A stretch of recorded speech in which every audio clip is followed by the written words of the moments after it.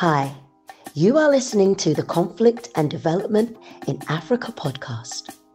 This podcast is for policymakers, governments, researchers, students, businesses, and anyone that is interested in conflict and development issues in Africa. On this podcast, we hear from experts from across Africa and the world. Your host, Dr. Michael Nwankpa, will ask the questions you would want answers to. Michael Nwankpa has an extensive experience spanning over a decade studying, researching, writing, and consulting on conflict and development issues in Africa.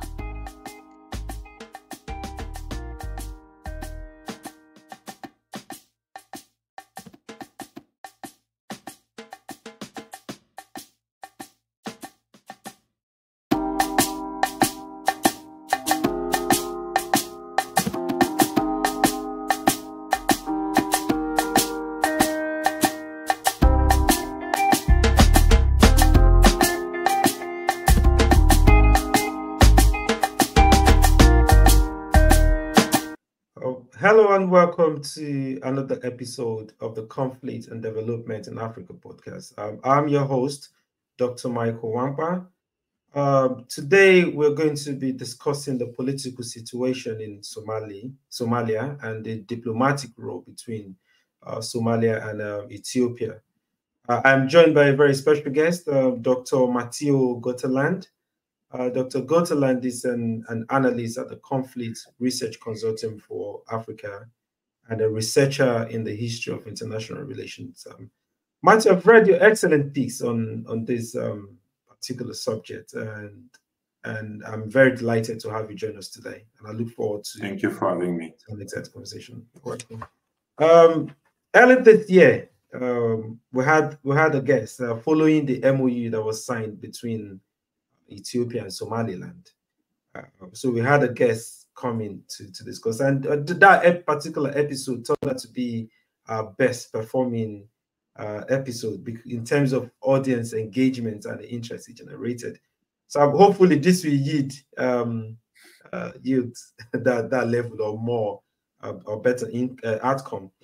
So following up on that MOU and following up on that situation, we've seen in Somalia recently, we've seen some situations and diplomatic role brewing between Ethiopia and Somalia. Can you tell us what this role is about?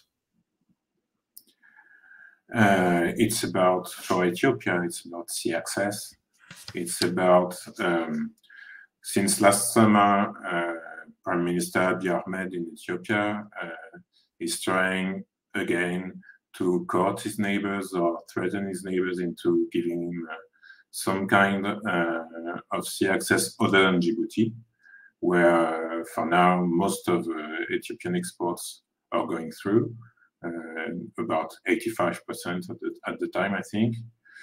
And it has not been going well. And so on the 1st of January, they have signed this MOU with Somaliland to regain access to the port of Berbera on the Red Sea. And Somalia, which considers Somaliland to be part of its territory, has been taken aback and has been considering it a violation of its sovereignty, of its territorial integrity, and there has been a threat of war for about 3 months and a half now between the two neighbors, which I insist before then had excellent relations. And now, for about a few days, there is this new crisis about Puntland, the northeast of Somalia, the most populated and the biggest region of Somalia, which is currently in a constitutional crisis, and this region wants to keep its autonomy, and there have been high-level bilateral talks between Puntland and Ethiopia, And that's how the crisis has reached these current levels and this renewed threat of war between two neighbors. Yeah, it does seem that Ethiopia is exploiting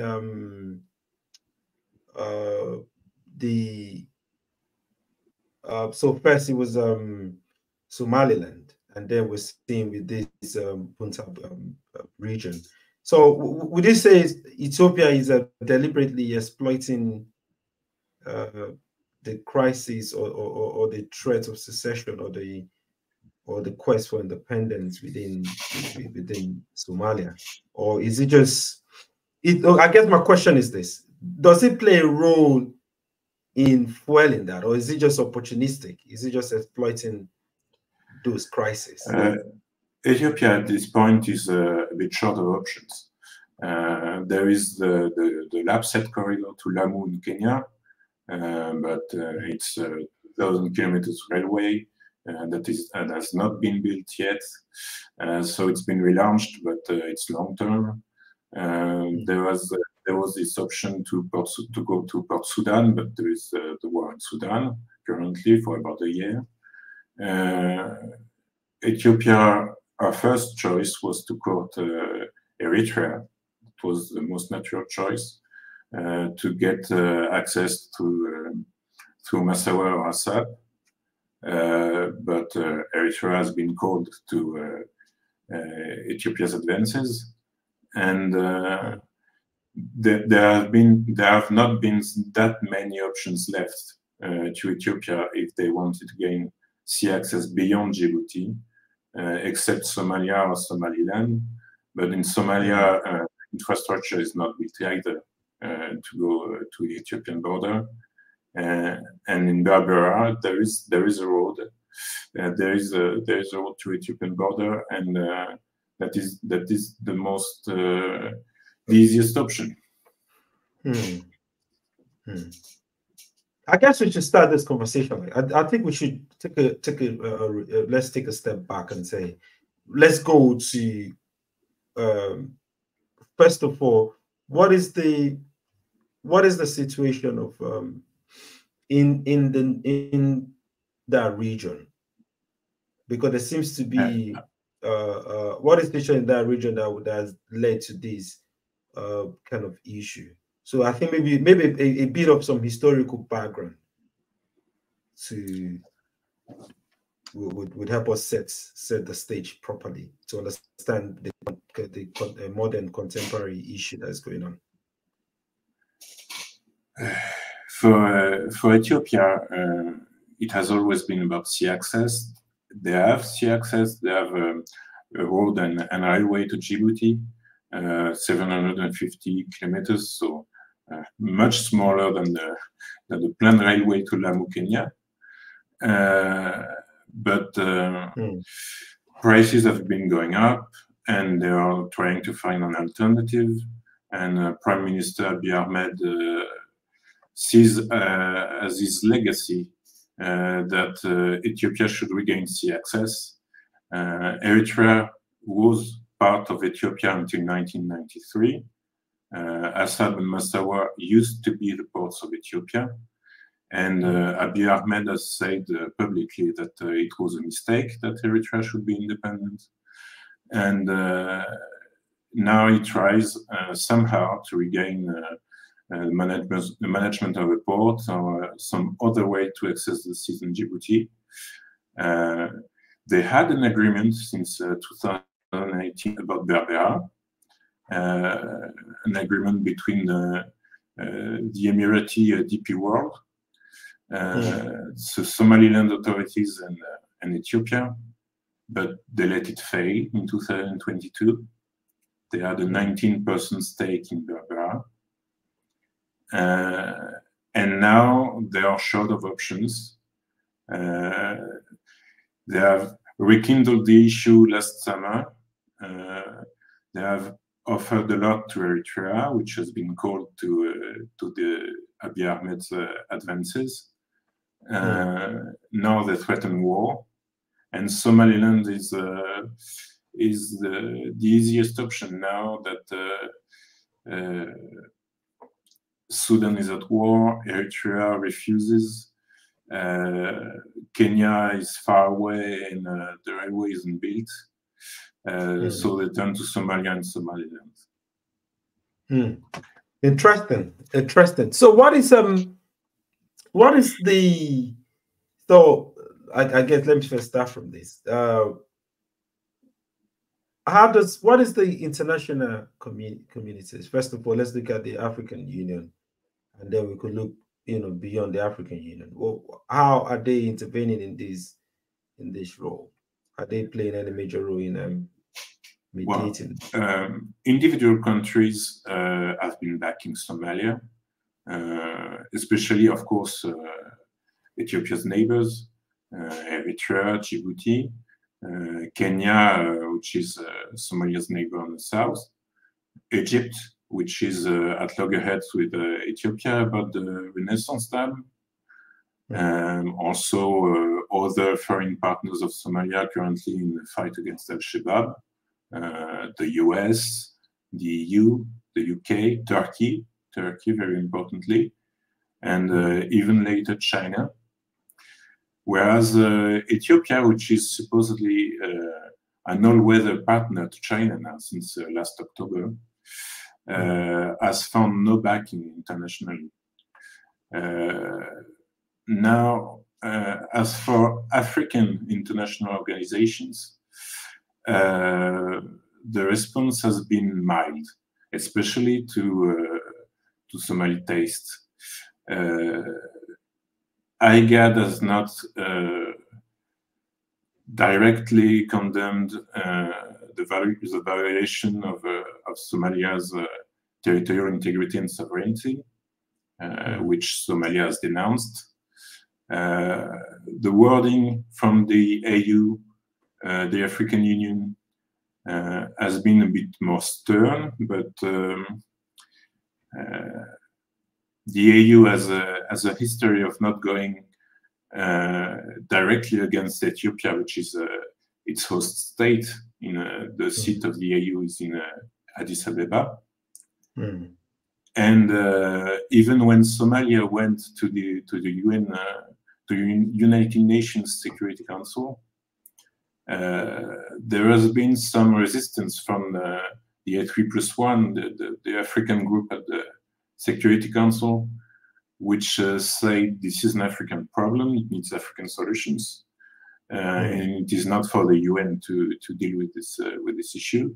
It needs to be resolved through the dialogue, which is also a point that's been raised by the African Union. Yeah, it does seem like okay, let me just go a bit outside of this. I'll come back to this. What role does this issue play in terms of does it present a threat to Abiy Ahmed's government in Ethiopia, considering its own recent war, the internal division? Does it present an opportunity within, the group within Ethiopia to challenge Abiy Ahmed? Abiy Ahmed has been always playing on this nationalist populist discourse since he's been prime minister, and it's not changing. The Somalia and Ethiopia, in their respective historical national narratives, are meant to be hereditary enemies, so to say. And he's playing on that, certainly, in his conflict with Mogadishu. Now, is it an opportunity for Ethiopia? I don't think Abiy Ahmed anticipated this much resistance from Mogadishu. He has enough on his plate already with the Amara rebellion, the Oromo Liberation Army, with the famine in Tigray. There have been recently clashes at the border between the Afar and the Somali regions in Ethiopia. has enough to deal with as it is, without starting a new war, either with Eritrea or with Somalia. Yeah, it does seem that the whole region, the Horn of Africa. So if we're going to, even if we go to East Africa, we go to DRC, we see how Uganda, Rwanda, the M23 rebels. There seems to always be that split, between, or that spillover of conflict between countries within the Horn and East Africa, and there's interest. So we're looking at Egypt, for instance. He's got his own historical fight with Ethiopia based on the Renaissance Dam. We've also seen Kenya. So it does seem that these things are issues where people are driven by strategic interest. And so I guess the question is, how does this show up, let's say, insurgent groups within these regions? How does it provide incentive or provide an opportunity for them? How much incentive does it provide for them to manipulate or exploit that situation? Say for Al-Shabaab, for instance, it could be Al-Shabaab in Somalia, it could be, Al-Shabaab has been trying to gain a foothold in in Ethiopia. I'm sorry. It has been invading Ethiopia in the summer of 2002. They went pretty far within the Somali region. They went as far as 150 kilometers, I think, within Ethiopia before being repulsed. For Kenya, of course, it's also an issue. They have a wide Somali population in the northeast, in the northeastern province, with attacks by Al-Shabaab already relatively often. And the question is whether this will affect Somalia's capacity to fight Al-Shabaab when there is currently an all-out war against Al-Shabaab with the support of Ethiopia, between others, with the support of the African Union, Kenya, Uganda, Djibouti. And it's been going slower for about a year now. And there is a real question whether it can go on as effectively as it did in 2022 with this Ethiopian-Somali conflict looming. So so I'll come back to that as well. So let's just go to Somalia now. What is this constitutional crisis? So we're looking at this that has sustained Somalia so far. What is the recent threat to the power sharing? Well, until now, under the terms of the Provisional Constitution from 2012, power sharing in Somalia has been on so-called 4.5 clanic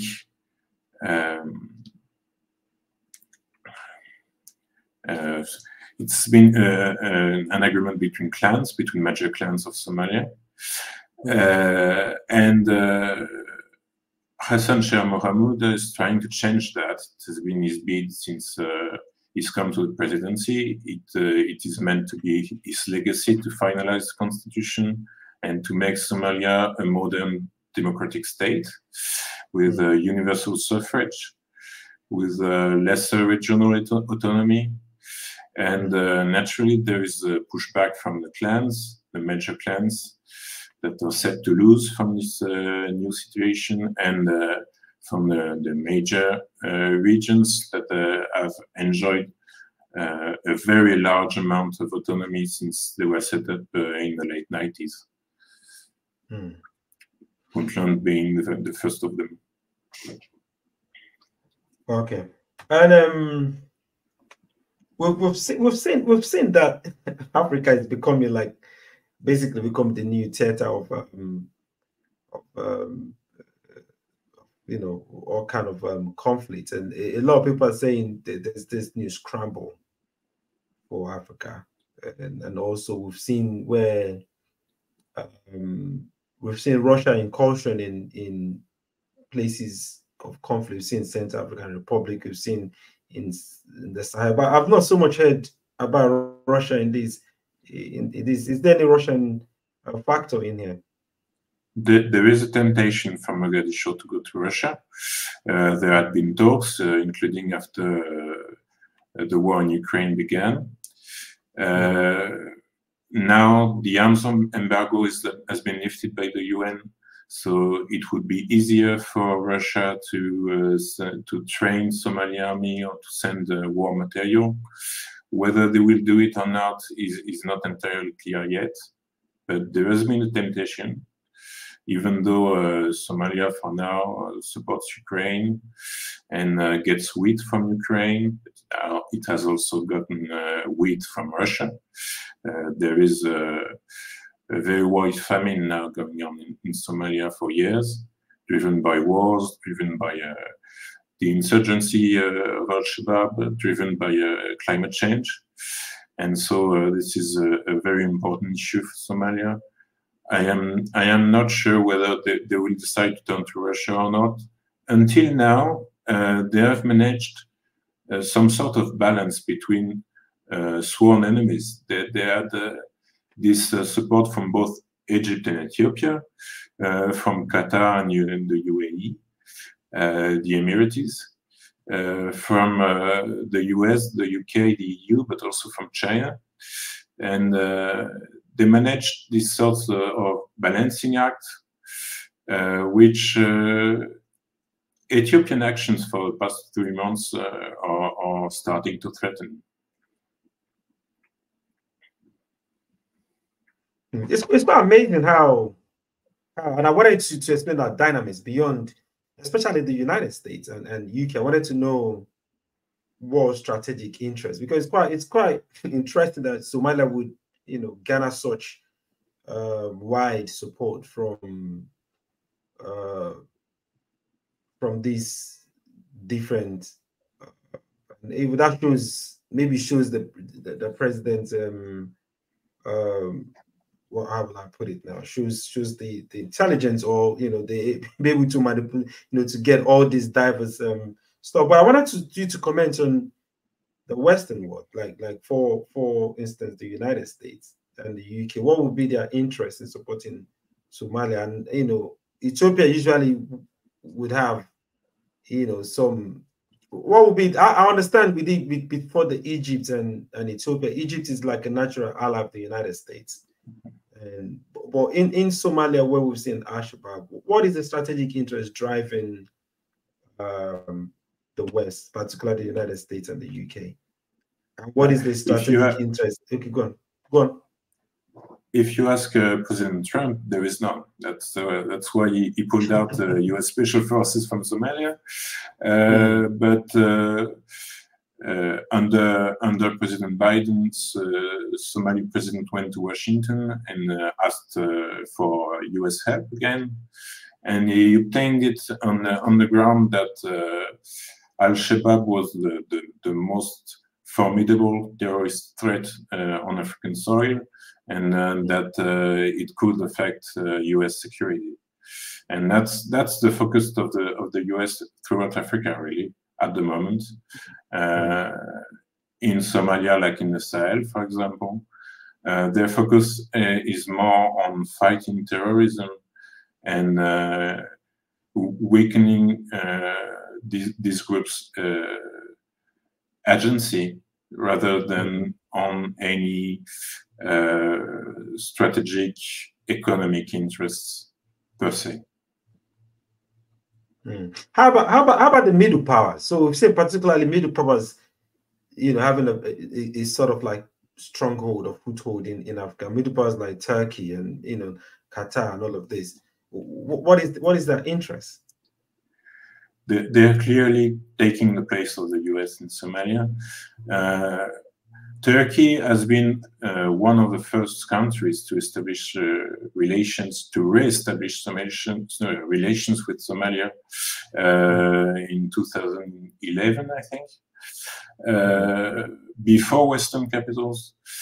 And their cooperation has been wide-ranging. It's about trade, it's about education, it's about healthcare, it's about humanitarian assistance. It's about training the Somali police, Somali army. It's about banking licenses, mining licenses. Now they're interested in Somali oil, Somali gas. There should be around 30 billion barrels of oil on Somali territory. And that's also the reasoning behind the latest security arrangement between Somalia and Turkey regarding their territorial waters, the EEZ, meaning that Turkey is meant to take a 30% stake in resources from Somali EEZ for the next decade. Interesting. So this is where it becomes very interesting. So in Africa, what we've seen, if you look at the history of Africa, the continent as a whole, we've seen where the borders are arbitrarily drawn, but we've not seen in the last 60 years or more. So we've not seen so much of interstate wars. So rather, we've not seen where African countries are. Can you hear me? Yes, I can hear you. Yeah, we've not seen where African states are challenging these, colonial or European, imposed boundaries or state creation. But what we've seen so far in many cases is where within the states we see groups challenging the states and looking for their own autonomy. But does this present, because it does look to me that there could be a regional, this could have some kind of regional all at war if Ethiopia feels like our economic interest is being threatened. And do you see that possibility happening? Is there again, do you see this as a challenge of those arbitrary boundaries, and does this create opportunity for that kind of conversation? Because Ethiopia does feel like it has the right to the sea. Do you see this possibility, one, of there being like a regional all-out war, or do you also see, two, the possibility of questioning or challenging that arbitrarily drawn boundary? It is growing more possible by the day, sadly, and it is not common throughout Africa since the independences. But there have been already 3 wars between Ethiopia and Somalia since Somalia has been independent, all about this nationalism on both sides and this sense of threat that the other represents. You mentioned fights against colonial powers. In the view of many Somalis, Ethiopia is a foreign invader and is on the same footing as European colonial powers, and that has drawn Somalia to support Somali insurgencies within Ethiopia in 1964, to try to invade in 1977 in the Ogaden War, and then again it provoked another war in 1982, which eventually provoked the crumbling down of the Somali state in 1991.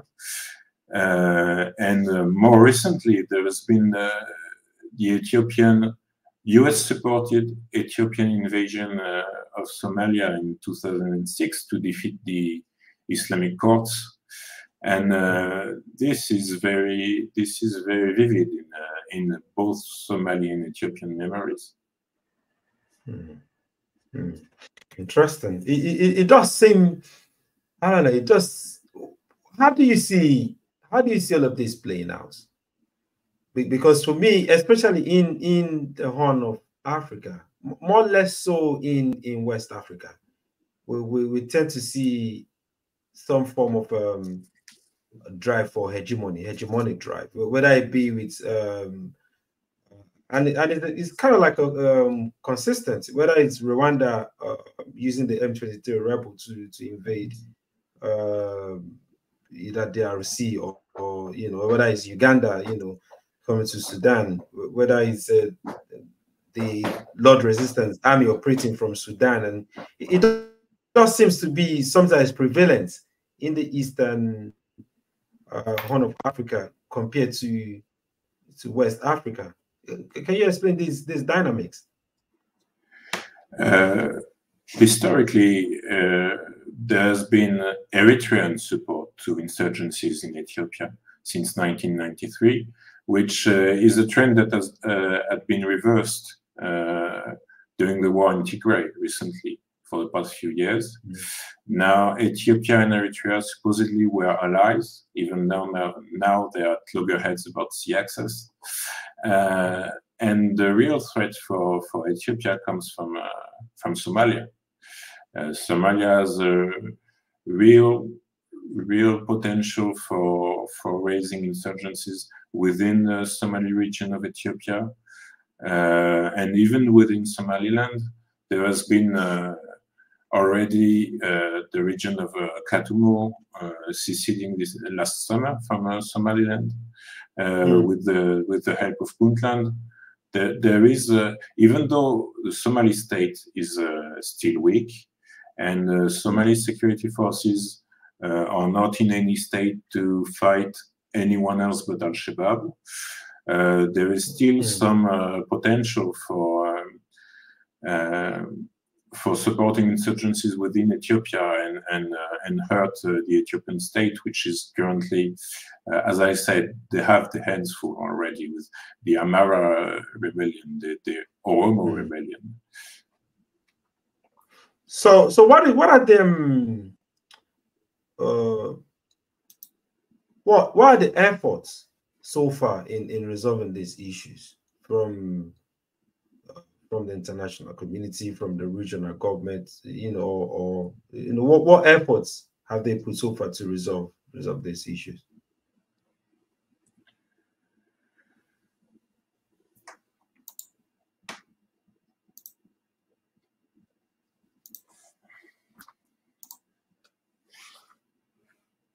I'm sorry, can you repeat? Oh, I said, what efforts have they put so far in resolving this issue and preventing the impending war? What efforts at the international level, also at the regional level? There has been mainly mediation efforts from Djibouti and also Kenya, but mostly on the side of Somaliland. They're mediating between Hargeisa and Mogadishu, not as much between Mogadishu and Addis.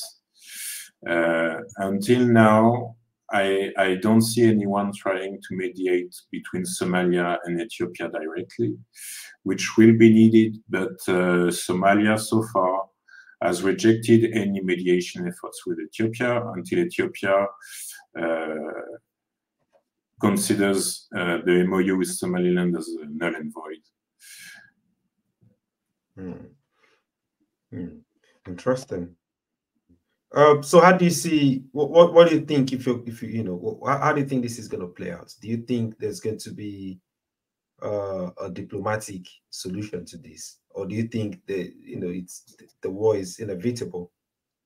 Before the crisis with Puntland, I would have said the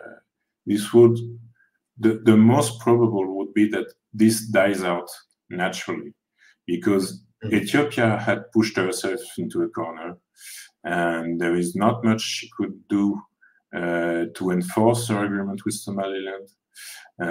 Somaliland is in a very difficult situation itself currently. There is an election crisis in Somaliland. There is the cessation of Khartoum. There are also difficulties in Odal from the Gadabursi and the Issa clans, where in the lands where the Ethiopian naval base was supposed to be built, and this didn't look very steady an agreement, and with all the international support and threats of war and staunch resistance on the part of Somalia, there is not much that Ethiopia could have done to enforce our agreement with Somaliland. And I would have said, and this was going this way, they were saying they were thinking about letting it go. But now that there is a constitutional crisis in Mogadishu, now that Puntland has said that they are willing to function as an independent country, even though there are still a region of Somalia. Ethiopia is exploiting this flaw in Somali strategy, and Mogadishu has grown more impatient. And now Somalia also has pushed herself into a corner because what they have said when they demanded from Addis that they closed their consulates in Puntland, in Garowe, and in Somaliland, in Hargeisa, was that they must close them within a week, or else. Or else what? We will find out when ultimatum expires. Probably nothing. Maybe Somali support to insurgencies in Ethiopia and Somaliland. We are not sure. We cannot be sure. But it is questioning Somali deterrence, which was functioning until now, based on Somali's staunch resistance and its lack of will to negotiate or to make compromises on this issue. It does seem very complex, and we can, whichever way we look at it, we can look at it from the angle of, like Riley said, Somalia's inability to manage its internal crisis and be able to sort out all these divisions or quest for autonomy and be able to manage that. Also, because look at it, it's also history of interference within that region of countries interfering in other countries and supporting insurgent groups within that country. But how do you see if we move forward, like if I come to like let me ask the concluding question and ask you to take a very broad overview and look at our different layers and say, project what is going to happen.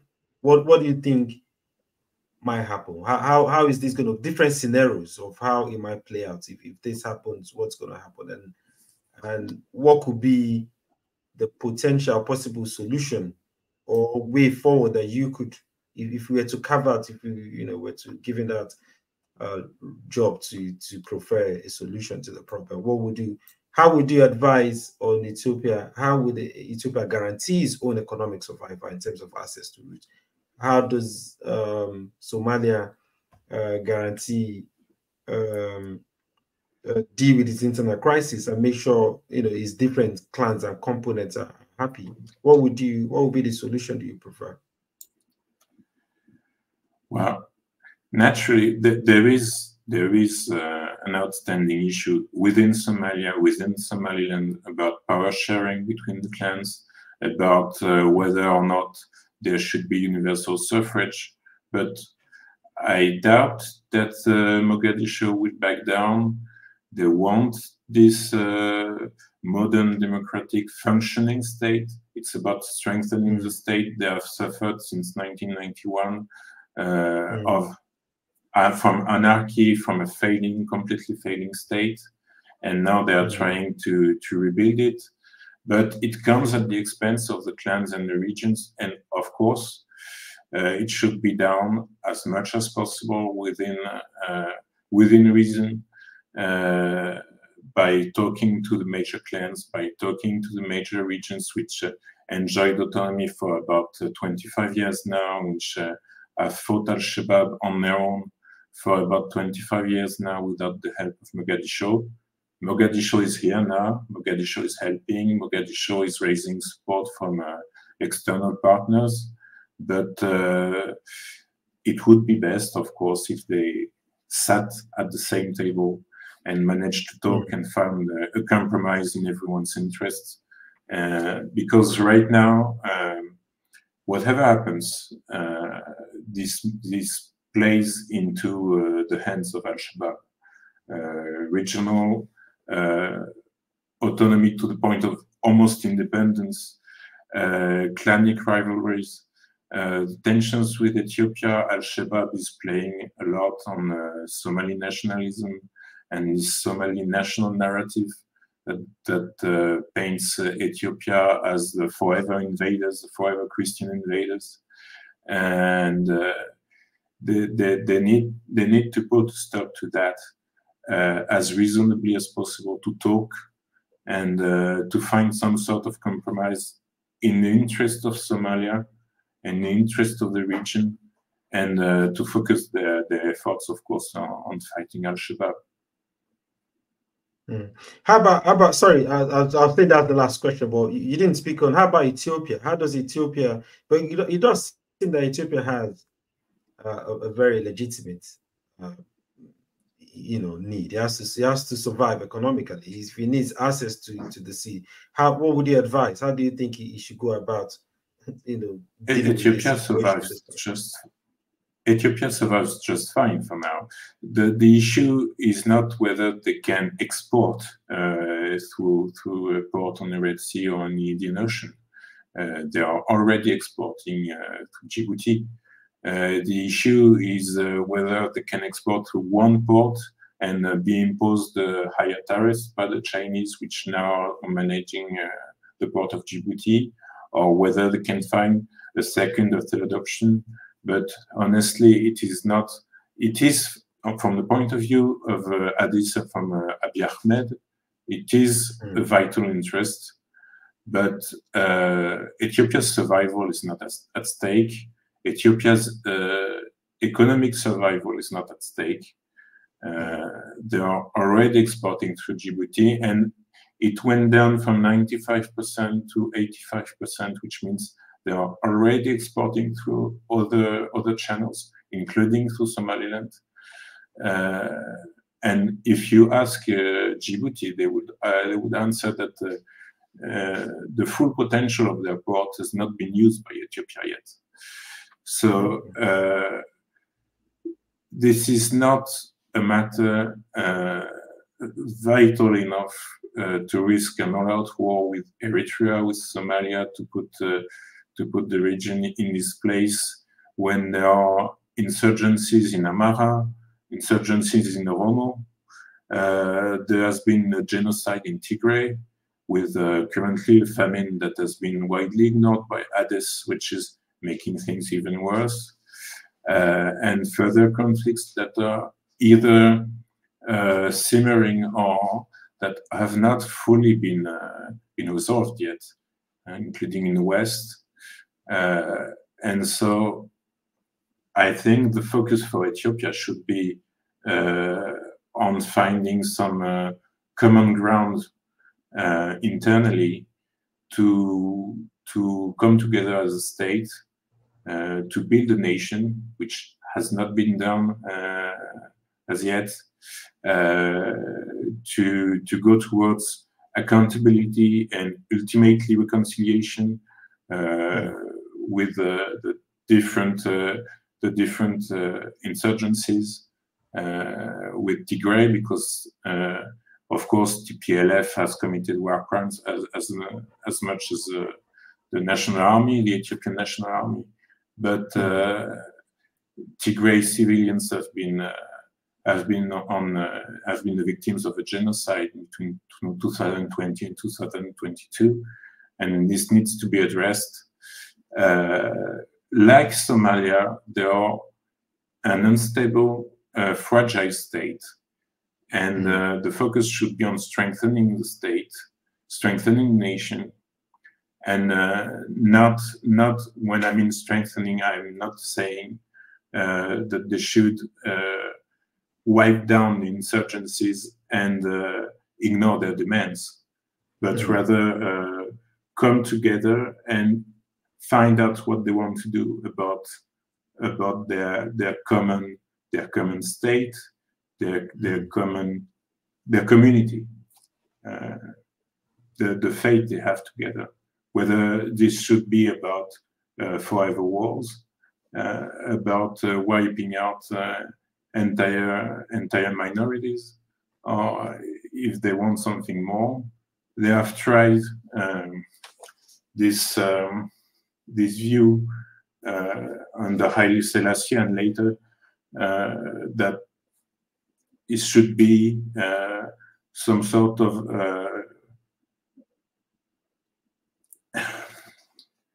that the state should be Amhara, the state should be Christian, and that everyone else should have to come in line.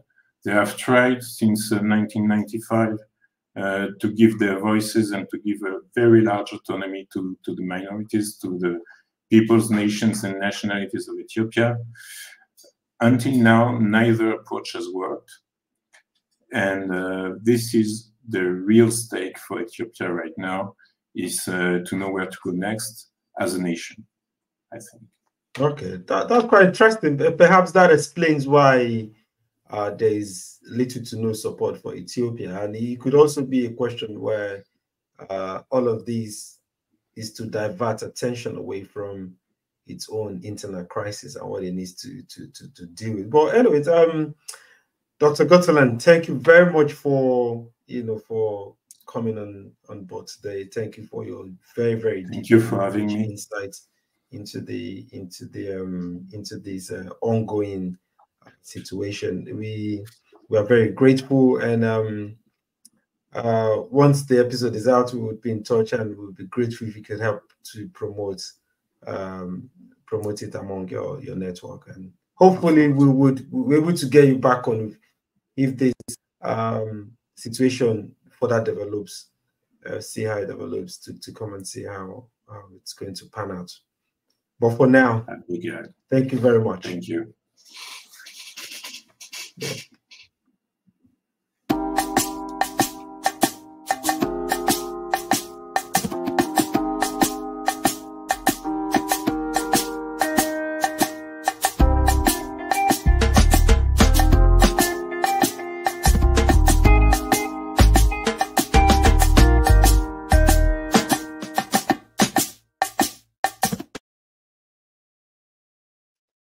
Thank you for joining in today. Join me to thank Dr. Mathieu Gotteland for his very rich insight into the Somalia-Ethiopian diplomatic role. I pray you join us next week. Please don't forget to like, subscribe, and share our videos, and I'll see you next week.